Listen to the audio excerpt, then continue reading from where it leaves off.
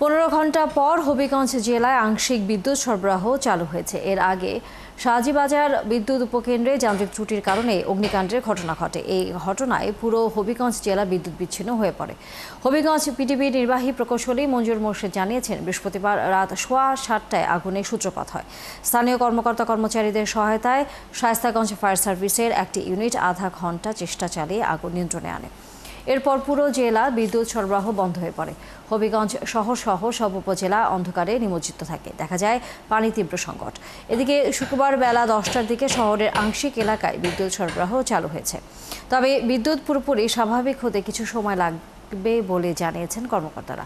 আর পল্লী বিদ্যুৎ সমিতির বিদ্যুৎ সরবরাহ শনিবার স্বাভাবিক হতে পারে বলে জানিয়েছেন তারা। এ বিষয়ে বিস্তারিত জানাতে আমাদের সাথে যুক্ত হচ্ছেন সহকর্মী শাকিল চৌধুরী। শাকিল, বিদ্যুৎ না থাকায় ভোগান্তির কথা আমরা বলছিলাম সংবাদে, সেই ভোগান্তির খবর জানানোর পাশাপাশি বিদ্যুৎ সরবরাহ কবে স্বাভাবিক হবে?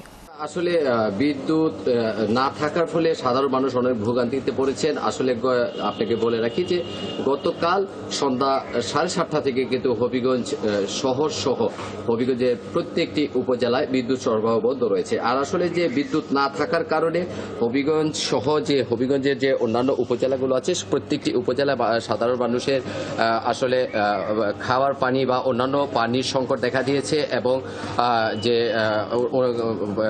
বাসার যে অন্যান্য কাজ আছে সেগুলো বিরাট প্রকার বাধার সম্মুখীন হচ্ছে। এখন পর্যন্ত আসলে হবিগঞ্জের যে বিদ্যুৎ সরবরাহ যেটুকু প্রয়োজন, অর্থাৎ হবিগঞ্জের জন্য 18 মেগাওয়াট প্রয়োজন, এখন পর্যন্ত পাওয়া যাচ্ছে 10 মেগাওয়াট এবং সেই 10 মেগাওয়াট দিয়ে হবিগঞ্জের আংশিক কিছু অংশে বিদ্যুৎ সরবরাহ আংশিক কিছু অংশ চালু করা হয়েছে।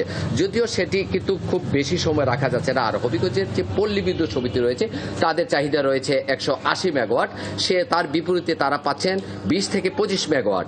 অর্থাৎ পুরোপুরি যে পিডিবির আওতাধীন যে এলাকাগুলো রয়েছে, অর্থাৎ হবিগঞ্জ শহরের যে ফিডারগুলো রয়েছে সেগুলো আংশিক চালু হলেও পল্লী বিদ্যুতের যে অংশগুলো রয়েছে সেগুলো চালু হতে আসলে আগামীকালকে সময় লাগতে পারে।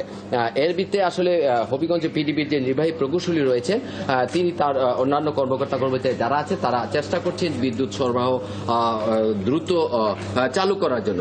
এখন পর্যন্ত আসলে পিডিবির যে নির্বাহী প্রকৌশলী আছেন মঞ্জুর মোর্শেদ, ওনার সঙ্গে কথা বলেছি। তিনি জানিয়েছেন তারা যেহেতু হবিগঞ্জের যে শাহজিবাজার বিদ্যুৎ উপকেন্দ্র রয়েছে সেখানে তারা মেরামতের কাজ করছেন, তারা আশা করছেন যে কিছুক্ষণের মধ্যে আরো কিছু অংশ যে অগ্নিকাণ্ডের ফলে যে ক্ষতিগ্রস্ত হয়েছে সেই অংশগুলো তারা মেরামতের কাজ আরো এগিয়ে নেবেন।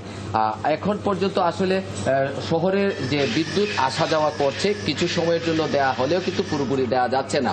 ফলে আসলে মানুষের যে বাসাবাড়ির যে জিনিসপত্র আছে, ফ্রিজ বা টিভি বা অনেকে মোবাইল চার্জ দিতে পারছেন না, এই কারণে আসলে অনেকেই ভোগান্তিতে পড়েছেন। এবং নির্বাহী প্রকৌশলী মঞ্জুর মোর্শেদ জানিয়েছে যে তারা এখন পর্যন্ত যে অন্যান্য যে বিদ্যুতের যে ঘাটতি রয়েছে সেগুলো তারা দ্রুত সমাধানের চেষ্টা করে যাচ্ছেন।